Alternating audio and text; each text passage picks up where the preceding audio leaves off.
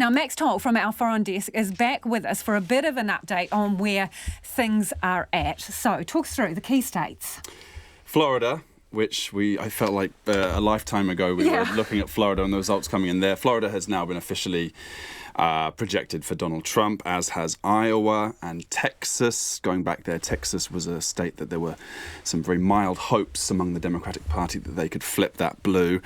Rhode Island's gone to Joe Biden, not a very exciting state, but still worth a few electoral votes that in a tight election could be all the difference.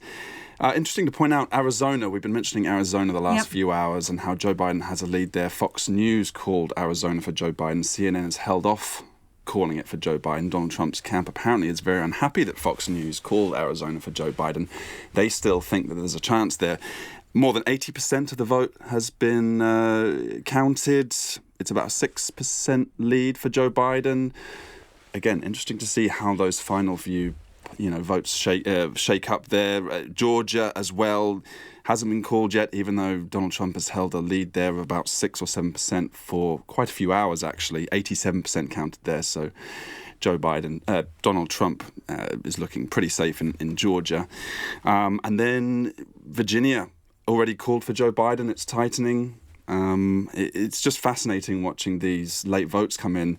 No one's really known how to calculate these votes, how to project these states. That's why we've had such late declarations. And we're hanging in the wind with the three most critical still. Yeah, let me just give you the latest updates. Wisconsin, Donald Trump's holding a 4-5% lead there, almost 80% of the vote counted, but the majority of the vote to come, again, postal votes that should be in Joe Biden's favour. Michigan, similar. 7-8% lead for Donald Trump with 60% of the vote counted. Again, that should narrow.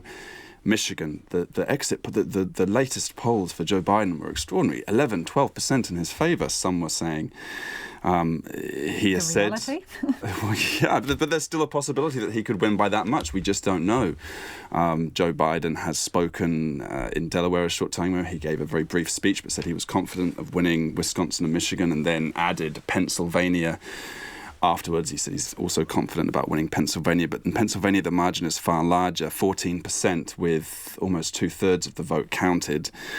In Trump's favour, In Trump's favour, yeah. All of these three, blue wall Midwest states are currently in Donald Trump's favour.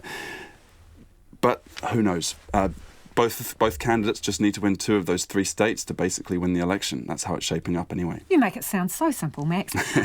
We have, as you mentioned, heard from Joe Biden in person. He gave a speech, conciliatory but firm on what he thinks his prospects are in terms of Pennsylvania, which you've mentioned. Donald Trump only via the Twitter machine. What are the expectations about an actual appearance? Well, Donald Trump is expected to speak. His campaign team have said that.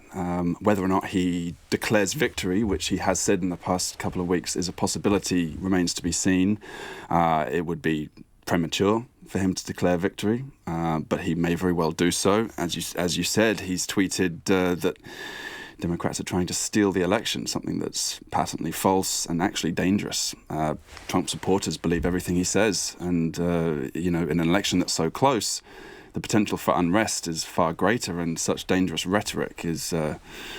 Yep, and Twitter's given him a quick serve on that one. Yeah, they flagged it as misleading. All right, well, I'm sure you'll come back to us if anything happens over the next few minutes.